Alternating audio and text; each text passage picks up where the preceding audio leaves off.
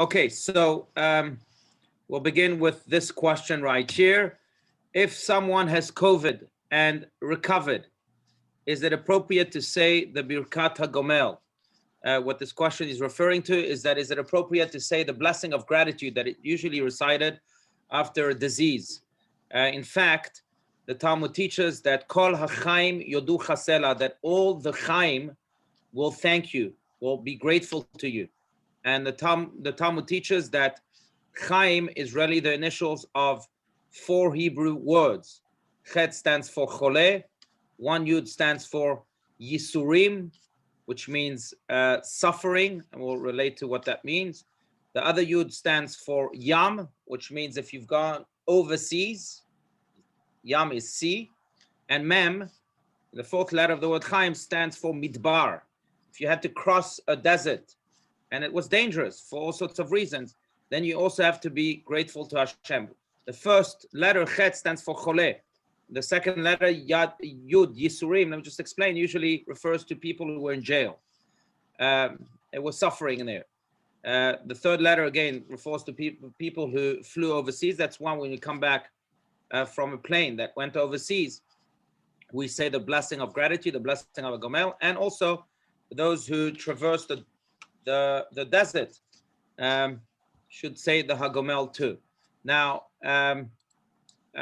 the question is, how do you define a Chole, that first category of people that need to say thank you, that need to actually say the blessing of a Gomel? So it's actually an argument between the Ashkenazic Jews and the Sephardic Jews.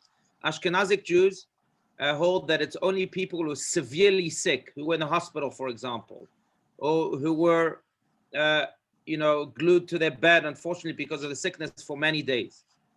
Then those people certainly have to say Hagomel. The Sephardic Jews are a little more lenient. They say that even if you weren't that sick, you still have to say the blessing of Hagomel. So it really depends on, number one, the severity of the disease that the COVID that you suffered. If you were in the hospital, you should certainly say Hagomel according to all opinions. If, thank God, you were not in the hospital and you suffered only light symptoms, then according to Sephardic Jews, you could say the Hagomel. According to Ashkenazic Jews, then you don't have to say Hagomel in that case, that blessing of gratitude. So that's to answer this halakhic question. To go into another question, more philosophical, maybe even spiritual, the second question of this email is, what is the difference between faith and belief? And I suppose that this is in the context not just of interpersonal relationships, but also in the context of God, our faith in God or our belief in God. Well, in Hebrew, those two words are very distinct. The word for belief is emunah. The word for faith is bitachon. Faith is more of a trust. It's much stronger than just belief. What is the difference between the two? I will use the analogy that was given by one of the great Hasidic Jews that we mentioned now many times. His name was, of this generation, his name was Mendel Futerfas. And he gave the analogy of the tightrope walker. You know, those people who walk in circuses on a tight rope, and they're able to balance themselves so that they don't fall. And if they fall, then thank God they have a net that catches them, except for that crazy guy who did it over the Grand Canyon a few years ago. Do you remember that? There was no net there. But anyway, he used the example of the tightrope walker. And he said that when a tightrope walker starts, he's walking on the rope, then people assemble and they all applaud. And most people believe that he will he will walk on this rope from one end to the other. You have this belief. Trust, on the other hand, or faith, or bitachon, is when the tightrope walker turns to one of the people in the audience and says to that person, "Do you want me to take you on my shoulders as I walk here from one end to the other?" If you go on those shoulders, then you really trust. Now, what this really means is that trust is saying, you know what, God, I trust you here to be on the driver's seat. I trust you also that you'll lead me in the best of places. No matter the challenge I'm facing, no matter the situation I'm in, I trust God so deeply that I know for a fact that only something positive will come out of this. And there's another nice little Hasidic story about this man who was going with his father to synagogue. And he asked his father, why are you going to synagogue? And the man says, well, there's been a drought. Now for many, many months, we need rain so deeply. So there's a community prayer right now at the synagogue. So they leave the house. And then in the middle of the way, the son says to his father, 1 second, if we're going to pray for drought, why don't we bring an umbrella with us?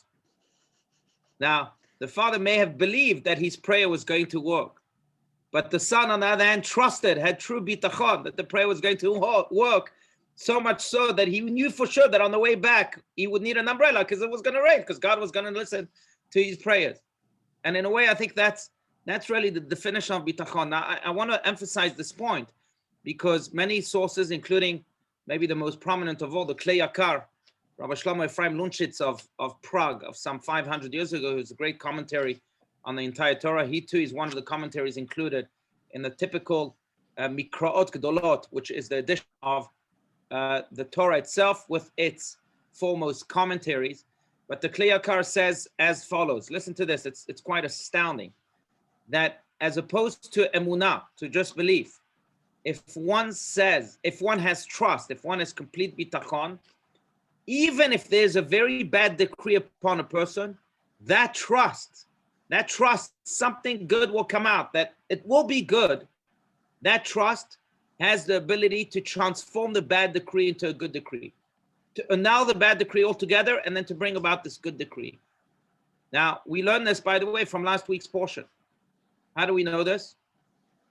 Because it seems to be an inconsistent order in the verses of the Torah that describe that Moses had to escape to Ethiopia after killing an Egyptian who was in the middle of beating a Jew. We know the biblical story, right? That when Moses came out of the palace to see how his brothers and sisters were doing in Egypt as they were being enslaved, he saw that an Egyptian was beating a Jew, and he decided to interfere. And he killed the Egyptian and saved the Jew. The next day, he saw two Jews fighting, and one of the Jews fighting was raising his hand on the other Jew. And Moses catches him and he says, Rasha, lama takerecha, wicked man, why are you about to hit your friend? And the man with his chutzpah responds to Moses and says, so does that mean you're going to, are you going to kill me like you killed the Egyptian yesterday? You're interfering in the same way here? Now, Vayira Moshe, the verse says as follows, Moses became afraid, Vayomar achen oda davar, and he said, the thing, me killing the Egyptian yesterday, has been known. He became afraid, and he said to himself, that's it, it's known. Now, and then it says, Vayishma Paro. Paro heard that Moses killed an Egyptian, and then he wanted to kill him. So the question that is asked is, 1 second, Moses should have been afraid only after Pharaoh heard. And only after Pharaoh decided that he wanted to kill him. Only after the wanted signs for Moses were out in the streets. Before then, he shouldn't have been afraid. He should have actually been calm and tranquil, because if the signs of wanted are not in the streets, it means that Pharaoh didn't hear it, so he's safe. So why does the Torah reverse this order and say that first Moses became afraid, and then Pharaoh heard that Moses had killed the Egyptian, and he wanted to punish Moses with the sentence of death? And then, as the commentaries point out, is because the Torah is trying to teach us exactly this lesson, that we have the power with our mindset to create a reality. If our mindset is a mindset of fear, it will invite that which we're afraid about. Moses was afraid, triggered something in Pharaoh, and that something translated into Pharaoh wanting Moses' life. If Moses had not reacted with fear, if he had reacted with complete trust in God, Pharaoh would have not heard. Pharaoh would have left him alone. It was the fear of Moses that invited his death sentence. That's how far the commentaries go. And that's why this order in the verses. But again, it teaches us that sometimes when we have true trust, then bitachon, and it's a very hard feat to achieve, of course. And when we have real trust and we believe in Hashem fully, not just, oh yeah, it's going to happen. We don't know when, we don't know why, we don't know. but we have trust that this positive thing is going to happen, then it will happen as the Torah proves here. And that's why one of my favorite expressions is a Hasidic quote that was coined by the Tzemach Tzedek, the third Rebbe of Chabad of Lubavitch, by Menachem Mendel. Also, in fact, the late Lubavitcher Rebbe was named after him, and he would tell his Hasidim, "Tracht gut wird seid gut," which means think good, and it will be good. That's the power of positive thinking. That's the power of trust, of bitachon, true faith, as opposed to just believing. If I think good, then it will be good. We really believe in that. Anyway, that's the difference between belief and trust. Good question. Next question. All right, I'm going to relate to this one here. Dear Rabbi, okay, I was wondering your opinion, thoughts regarding the ability of the soul, once departed from the physical body, to influence events in our world. In other words, when a person dies and the soul is released, can it connect with those of us here on earth? If so, in what ways or to what degree can that occur? It's a great question. So I want to divide this answer into two. First, speak about the souls of the righteous. We are told that the righteous have no rest, not in this world and not in the world to come. Why are they restless in the world to come? That's because they are still serving as advocates for our people here on earth. From there, they're creating wonders to annul decrees and to really bring upon blessings for us here on earth. And that's why in our prayer, we often evoke them. We evoke our forefathers. We evoke Yeshenei Chevron in the prayers of the high holidays, which means the sleepers of Chevron, again, our matriarchs and patriarchs. And we, sometimes on personal levels, we evoke the name of the righteous in our families in order for them to pray on behalf of the Jewish people. So the righteous continue to do their work, even up there, and certainly they are very, very involved with this world. That's the righteous, and that's the belief in Judaism. But I know that your question is more particular. What about family relative that is now passed? Does he continue to come, or she continue to come to somehow, how do you put it, to influence events in our world? So let me relate to this question by saying that there certainly is a very deep connection between the souls of our loved ones up there and us below. And that connection never ceases with death. In fact, quite the opposite. Sometimes it grows. Most of the times it grows. That connection's depth grows with death, because then the soul is not limited to a body. And the soul can truly express itself and fulfill its desires. Sometimes the body is an enemy for the soul. The soul wants to do good, but the enemy wants to go to sleep. The body wants to go to sleep. So it serves as an enemy for the soul. The soul wants to connect and wants to have a relationship, but the body says, well, it's egotistic. It's not good for me. I don't see any good that's in it for me. So they can serve as enemies for one another.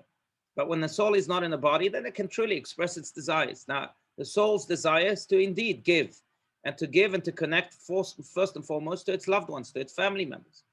So it continues to be with us in many, many ways. In fact, there are halachic implications that relate to that, and that are based on this point, on this utter belief. What's the halachic implication? That a mourner is not allowed to over-mourn the passing of a loved one. Why? And that's why, by the way, we have Shiva, 7 days, and then the mourning lessons. Then we have 30 days and the mourning again lessons. We can't prolong the mourning past the 11 months. Why? Because it causes great suffering for the soul. The soul sees us in mourning and it's disturbed because, again, that connection is very much there. So we have a halachic implication that pertains to that connection that continues to deepen even after a person's gone. That is not longer here physically in this world. So no doubt there is a connection. Can they influence events? Certainly. They can serve as our advocates. And in fact, we do this all the time also. In the high holiday prayers, we evoke, and the blessings that we give to our children, we evoke the zchut avot, what's called, the merits of our own personal ancestors. And they continue their merits and their prayers continue to influence us here below. And I will share a personal story that I shared on during the happiness hour on Wednesday when we spoke about dreams. But my wife's grandmother was a wonderful lady named Necha. Her Hebrew name was Necha. We knew her as Nina. But she grew up in Russia, and when she was a young girl, the Holocaust, the Nazis began to invade Europe, and she found herself in Ukraine. And they would put her and her family in this labor camp in somewhere in Ukraine. And one night, her mother had a dream. In that dream, in the middle of the night, her father appears to her and says, "Get up, take the two children that are with you, your two children, and run away from this camp." She wakes up all disturbed and she says, "It's impossible to run away. There's guards everywhere. The gates are closed." So she goes back to sleep, and her father again comes to her in a dream. She wakes up. She's now even more disturbed, but she decides to go back to sleep. Father comes back a third time in a dream. You better leave. This is your ticket to safety. So third time, she picks herself up. She wakes up her two daughters. One of them again is Bobby Nina, as they call in the family. And they start running towards the gate. They notice that the bodyguards there had fallen asleep. And the gate was wide open. And that was indeed their ticket to safety. They ran away to the forest and they spent the rest of the war there in the forest. And that's how that's how they survived. Now, it turned out that evening was New Year's Eve. And the guards were just drunk and they were partying all night. But of course, the people there did not know that. And her father came to her in a dream to influence that event.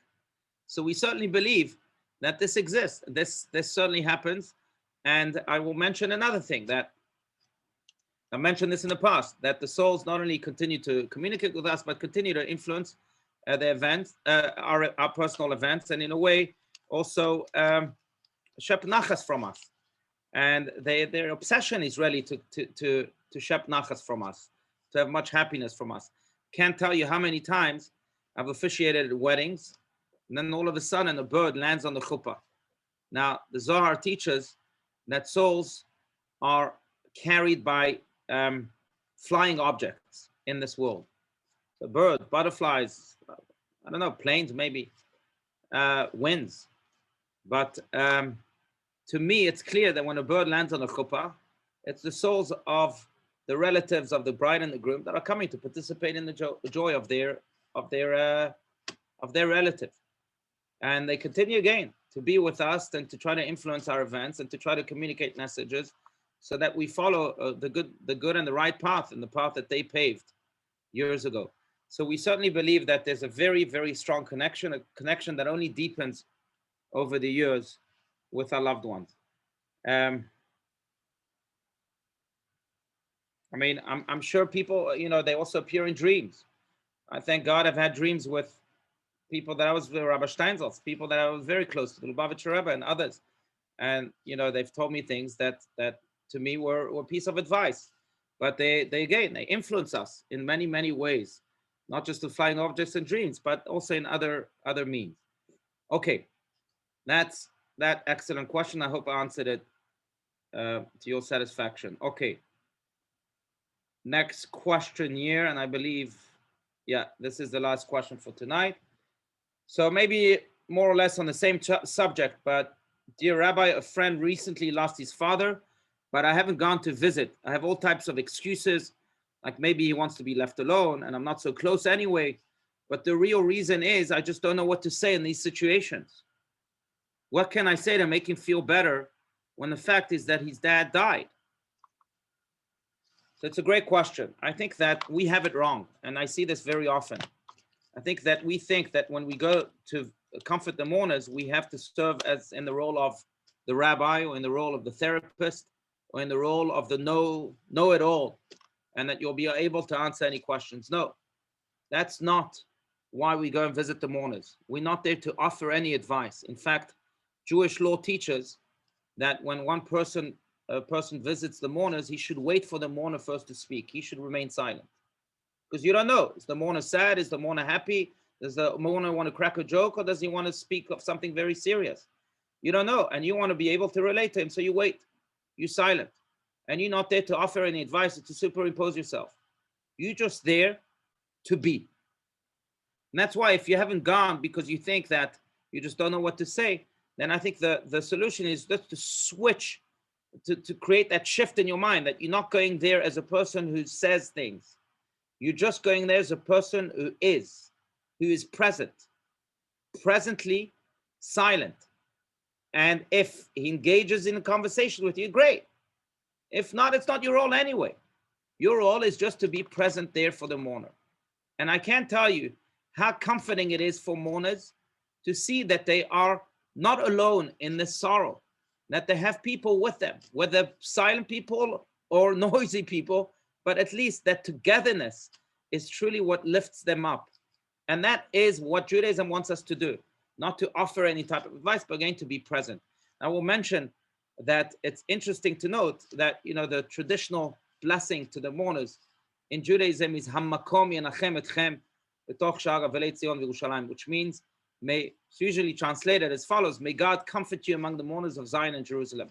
But the word for God is not Elokim or other words for God that we use in scripture, but it's the word Hammakom, which literally means the space.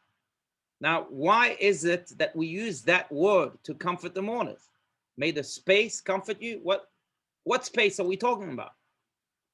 And what this is really referring to, as the commentaries explain, is that when there is a death in a family, there's a great void. There's an empty space that is created. That empty space can never be truly filled as it was before. But it's the duty and the task of each and every person who knew that loved one and who knew his or her relatives to try and fill the space, to minimize the void in the mourner's life. How do we do so? By coming, by actually showing that we are taking space, by being present. When we show that unity and we take a little bit of the space in that huge void that was left behind, then we comfort the mourner a little bit. Whether we are there with words or without words, whether we are there with advice or without any advice, it doesn't matter. As long as we can take a little bit of that space, a little bit of that makom, then Yenachem Etchem, then it brings great comfort to the mourners. So to answer your question, I suggest you go, the sooner the better, and just go to be, not to say, not to do, just to be.